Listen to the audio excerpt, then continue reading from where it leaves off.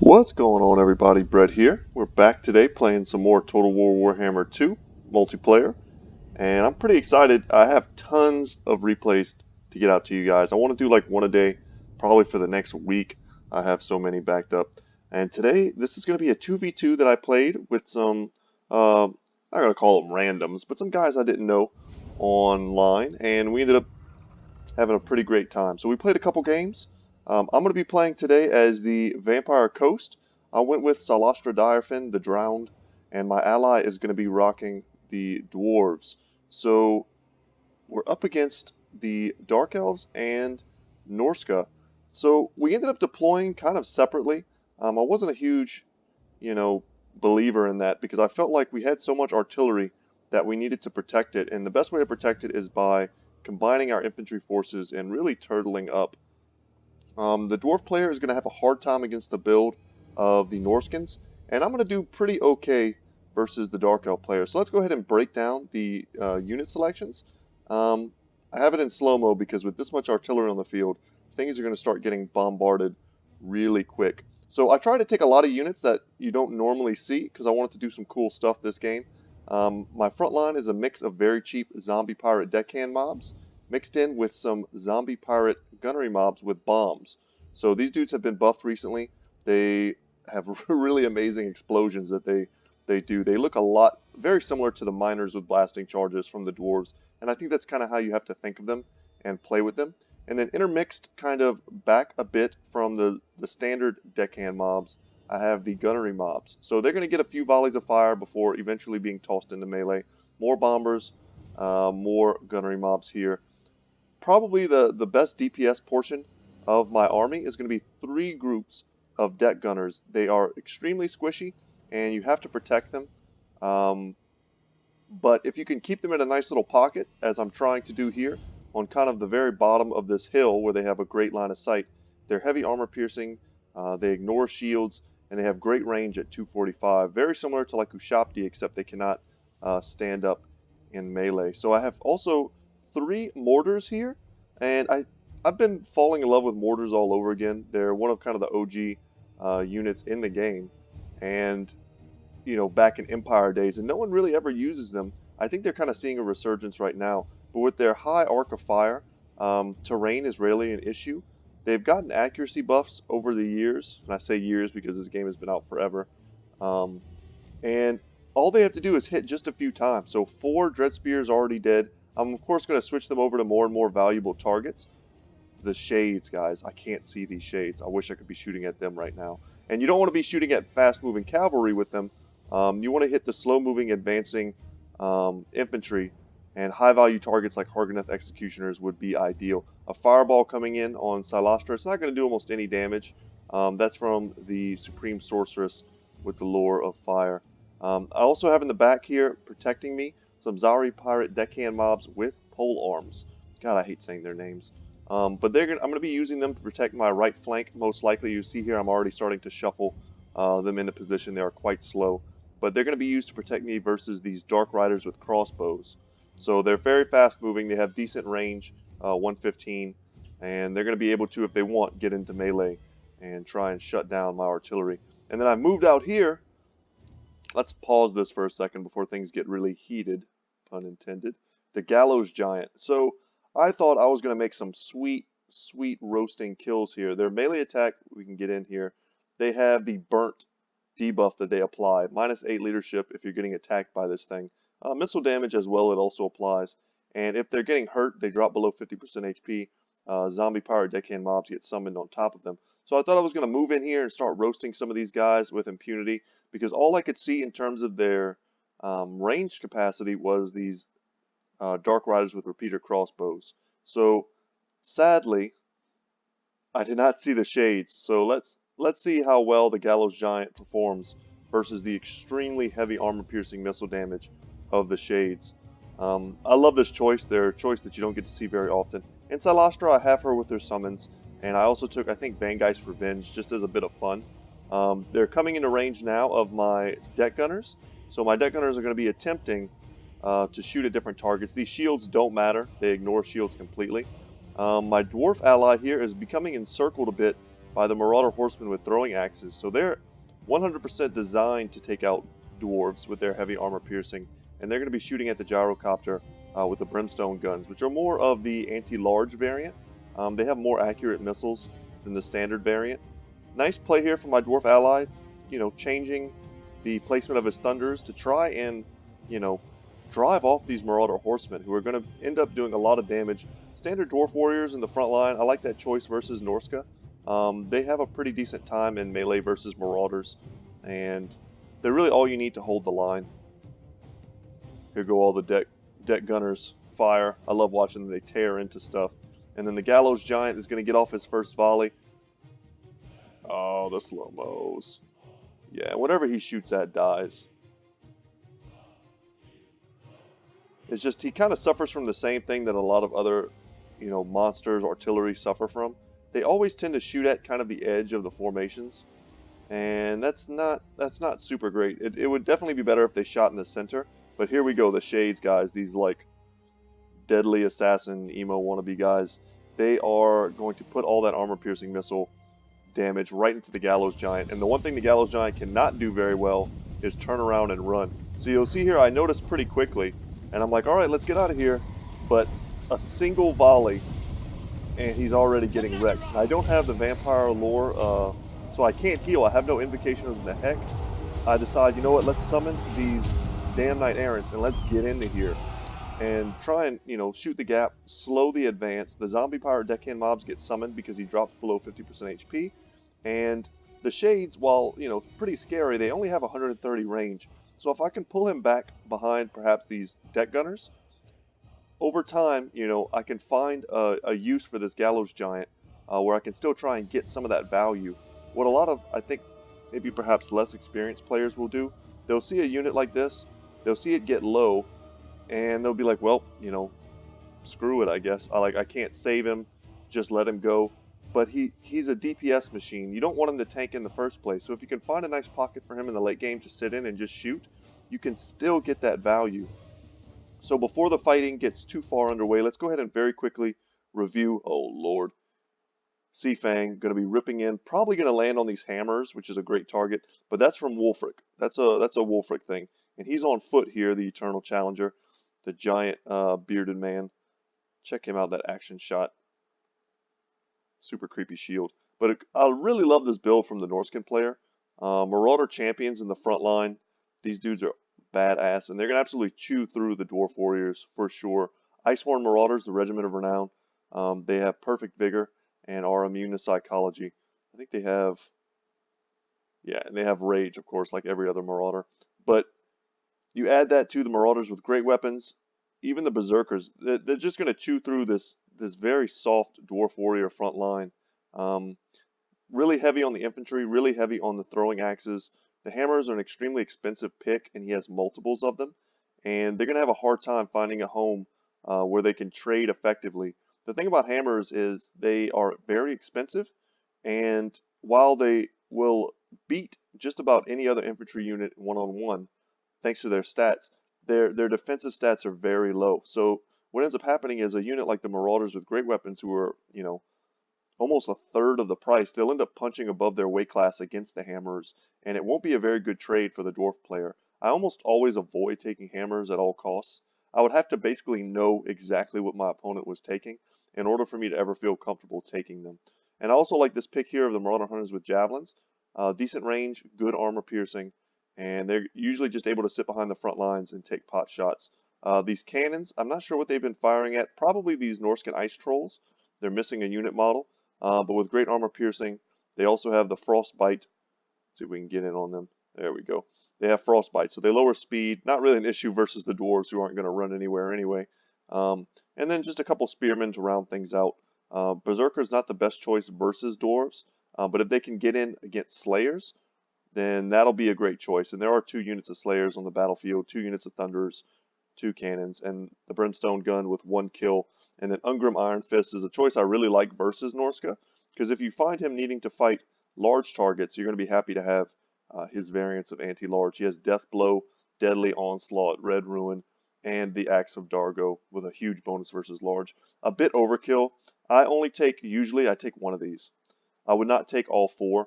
I might take the Axe of Dargo just because it's on such a better cooldown than it used to be. And I'll try to avoid Red Ruin because I hate the negative melee defense.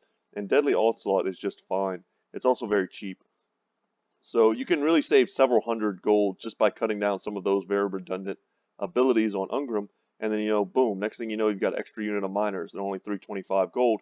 And you could have another unit to either throw into the front line or to help protect your cannons or, what have you. And then not to completely skip over the Dark Elf player's army. Lots of Black Ark Corsairs, which are great at tearing through, the zombie pirates. Some Witch Elves, which are very good at tying down expensive targets. And the Black Ark Corsairs are good at their job because they are armored. 80 armor is a pretty decent amount on a mid-tier infantry unit. And some Hargoneth Executioners here, probably in case, they'd be great against the Dwarves. Check out their ridiculous can opener weapons. It's kind of how I always think about them. They look like they're trying to get into a thing of chili. But they'd be great against the Dwarves, but if I ended up taking Depth Guard, the kind of vampire, more heavily armored, top-tier infantry that the Vampire Coast can bring, they would absolutely slaughter them. They would destroy the Depth Guard. They are hands and feet above. That's not a saying. Hands and feet above the Depth Guard in terms of melee prowess if they go one-on-one. And these shades are blobbing up nicely. Let's see if I can do anything with that. I don't see any other hero units on the field for the Dark Elves. No, just lots of chaff mixed in with medium tier infantry, mixed in with specialty infantry like the Witch Elves, and then some great armor-piercing missile damage. So we can even slow-mo it for a second. Check out this Sea Fang. It's going to whiff a bit on the Thunders. He was able to move them. But let's see how much damage this does to Hammerers when it's kind of a little bit off-center. It generally does a lot of damage if you can go down the line very well. So, I mean, not the best. It didn't kill any models, but did maybe 5% damage. And then meanwhile, the Hammers are just going to be taking axes to the face, and they're going to go down quickly. This is not worth it. I would be trying to chase them off with the Slayers. The Slayers do have missile resistance and physical resistance. Actually, these don't have physical resistance. It's the Dragonback Slayers that have physical resistance, but they do have missile resistance. And if you just throw them into, chasing 3 units of Marauder Horsemen, they'll never catch them, but they will prevent them from taking down ridiculously expensive units like your Hammers. So I've managed to get in the damn Knight Errants, and they are in and amongst the Shades. They're in and amongst the Hargoneth Executioners with a great charge. The Bombers are blasting away on these Dread Spears. Yeah, we're doing it, guys. I'm slowly but surely rotating my defensive polearm units, trying to get more value out of my zombie pirate gunnery mobs before I commit them to any sort of melee engagement. But it's all about protecting these deck gunners and making sure that my mortars are firing at great targets. So Cylostra herself on her giant Promethean crab. Actually, this is the Leviathan crab. I'm going to send her into melee. Not great versus the Witch Elves because they can rampage her, which would prevent me from using any of my magic. But I'm also going to be summoning tons and tons of these Prometheans here. Yeah, that bugged me because the cast went off, and as you can see, it was summoning. But I ended up having to resummon it in just a minute. But I was going to get those Prometheans in and amongst these Dark Riders with the repeater crossbows, and that was going to be pretty sweet. But instead, I take a volley to the back. The summon doesn't go off, and I'm going to seek to use it again in just a minute. So I'm trying not to commit Cylostra. I don't want her to get rampaged by these Witch Elves. I don't want her to get picked off by the Shades. I'm doing my best to skirmish them out. So yeah, this is probably going to be a burning head, and that's going to absolutely decimate my zombie pirate gunnery mobs. I tried to pull them back, and it was just a little too slow. But whenever you get Prometheans are the type of units that don't care about that type of thing. Burning Heads does no damage to them, and Zombie Pirate Deckhand Mobs are a super cheap unit. Hargoneth Executioners are caught up fighting these gunnery mobs, which is great for me. So you can see here the damage I put on these Dark Elves is kind of obscene, and all of my DPS units are still alive and doing just fine. I just need to hold them back, let my deck gunners continue shooting in and doing that damage. But I do have to be very wary of the Shades, because at the end of the day, they can do a ton of damage. Ungrim dies. Ungrim dies to Wulfrik the Wanderer's 1-2 punch, Sword of Torgvald plus what's that thing called? He has a bit of a root that he can do. The Hunter of Champions. So he lowers stats, and then no doubt the dwarf player probably popped all of Ungrim's different abilities to get out of that, and then lowered his melee defense even further, causing him to be just a squishy death target. And you'll see I'm about to have a hard time. I was doing a great job versus the Dark Elf player. I've managed to, for the most part, protect all of my assets. Mortars are still online. I tried to get a cool, this was like, as I was doing, I was like, this is going to be for the video, guys. I'm going to get this. He had them sitting here for a minute, these shades and things, and they weren't doing anything. And I was like, you know what, I'm going to get a Vanguard's Revenge. But very good play here from my opponent. He recognizes the danger they're in, and he pulls them back. But that allows me to get a summons off while they're running. The shades cannot fire while moving, and the Rotting Prometheans are going to be able to get into them and tear them up. Meanwhile, my mortars are kind of doing some damage, keeping them at bay. I'm picking decent targets for my Gallows Giant, but check this out. Boy, that made me mad. This tree blocked several of my shots this battle, and I needed to pull him forward. I think I noticed it after one or two of these. Yeah, that was infuriating. Half the reason I want to do this video is because I wanted to showcase that unit, and I just ended up failing completely thanks to a tree. So, in a moment here, I think I move him, I notice and move him. At this point, I recognize that a lot of the ranged armor-piercing units for the Dark Elves are out of commission. So I decide to pull in Cylostra and try and get some value with her. Deck Gunners are being, pulled back. I'm trying to bombard down these Hargoneth Executioners before they can get into melee. Curse this tree. Absolutely curse this tree. Cylostra is going to get into the back of these dudes. There's 40 of them left, but she does pretty big damage. And with enough focus fire, we're going to be able to rout them. 28 now of them left. The Gallows Giant finally moves and may, in fact, be able to kill something. But one of the things I really dislike about him, and you'll see he just did it there, I think, he will very often go to shoot and then have to reset.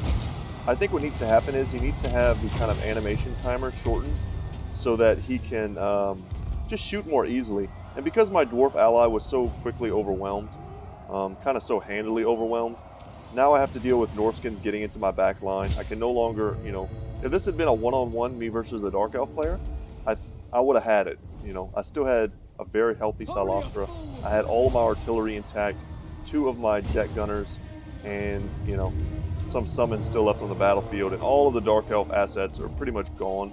A Cylostra Direfin with almost 5k health, a Sorceress with the Lore of Fire and no Winds of Magic left is not going to be able to fight in that type of battle. And I'm throwing her in here, trying to let her tank.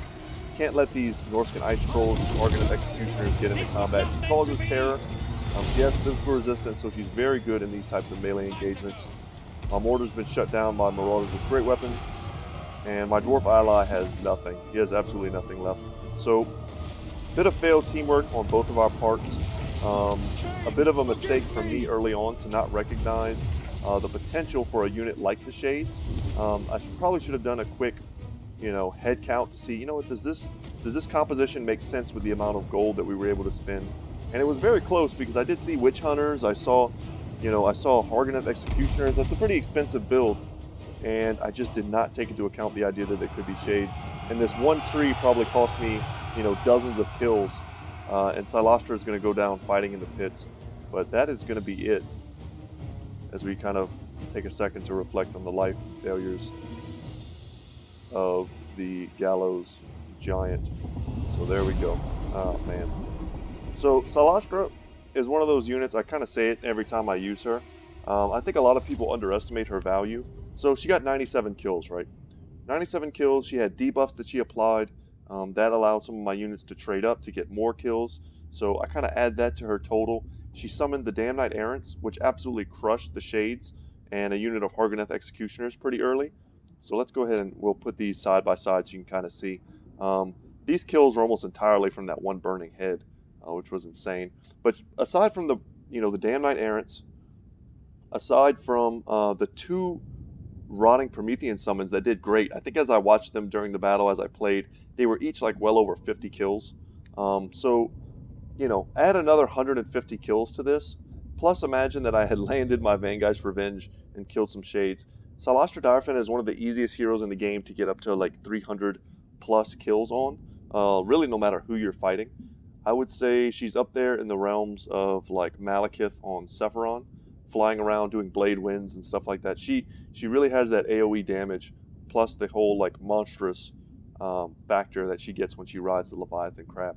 She's extremely powerful. The chaff units did very good. You can see they got kills. These units, if they don't get kills, you're happy because you're just like, well, at least they absorb tons of damage. But my bombers got focused pretty hard. I was happy with what they were able to do. They're not much more expensive than the standard variant. The deck gunners were able to focus down high priority targets. You see here the shades, despite doing tons of damage, didn't get almost any kills, and they're a very expensive unit. The Hargoneth Executioner is 246 kills there. My mortars did great, and the Gallows Giant, that tree. That tree. Okay, so I feel like we really did great versus the Dark Elves, but my poor ally, Man Soldier here, he got Ungrim sniped, which you kind of have to expect when you're going up against Wulfrik. You have to be very careful about how you engage him if he takes all of his abilities, and I could almost see. I think it was a case of Man Soldier being a bit of a newer player. We ended up playing more games, and that's how you get better. You just play more games with more experienced players against more experienced opponents, and as you learn, you adjust your play. Using hammers on the wings, not a bad strategy. You don't want to put them in the front lines necessarily, especially against an opponent with lots of ranged and armor piercing. You want to almost throw them in as a secondary unit to mix in with dwarf warriors to kind of have that punch without taking all of that damage. But using them to screen for a single unit of thunderers while taking Marauder Horseman fire very early on, not ideal, because these units, for the cost of one of these, you could have like 3 of these. So I mean, for 24 kills, this dwarf warrior got 46 kills. So you can do the math, and if you're trying to have fun in multiplayer, by all means, guys, take whatever units you want. I will never say that you shouldn't take this unit or you should take that one, because if you're just trying to have fun, hammers are one of my favorite units. Like lore-wise, I love them. But I just recognize that if I do want to win, I probably shouldn't take 2 of them, and I probably shouldn't take them against a race that has tons and tons of armor-piercing tools, considering that the hammers don't have the best defensive stats, and they also don't have any means of missile mitigation. So, but anyway, it was very well played. I love this build from the Norscan player. This is like pretty much a ladder build for fighting the dwarves. I think had he gone up against me, he would have had trouble. Had we kind of just like switched our positions. His very expensive infantry would have just clashed against all of my trash infantry. My mortars would have been focusing down Marauder champions without a doubt, and my deck gunners would have torn these throwing axes to pieces, as well as the Norscan ice trolls. And by the time he made it through my front line, it would have been, hello, here's Cylostra Direfin and a Gallows Giant. Can you deal?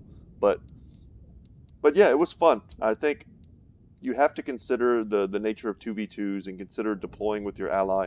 Had these cannons been up on that hill with my mortar, had this brimstone gun, been like parked above us, kind of giving overwatch, protecting the thunderers, kind of mixed in, and on the flanks, protecting my deck gunners, the slayers working in tandem with my polearms, we could have put up a really nice, solid, defense against, kind of the overwhelming numbers that our opponents ended up throwing at us. But guys, thank you so much for watching. Once again, my name is Brett.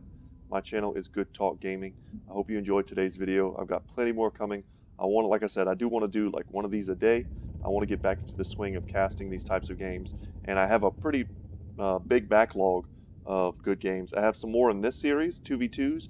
I have some really fun ROR only battles that I did that I'm going to be casting. I did those yesterday with my buddy Triari, and then I have also some subscriber submissions, people who wanted me to cast their games, and I will happily do that on the channel. If you ever want me to cast one of your games, find me on Steam, Good Talk Gaming, just add me, and send me a little message, hey man, I'm a subscriber, and I would love it if you cast this really cool game that I played the other day, and yeah, just let me know, and I'll shoot you an email, and you just send me the replay and I will take a look. So I appreciate it, guys. Thank you so much for watching, and I will see you in the next one. Take care.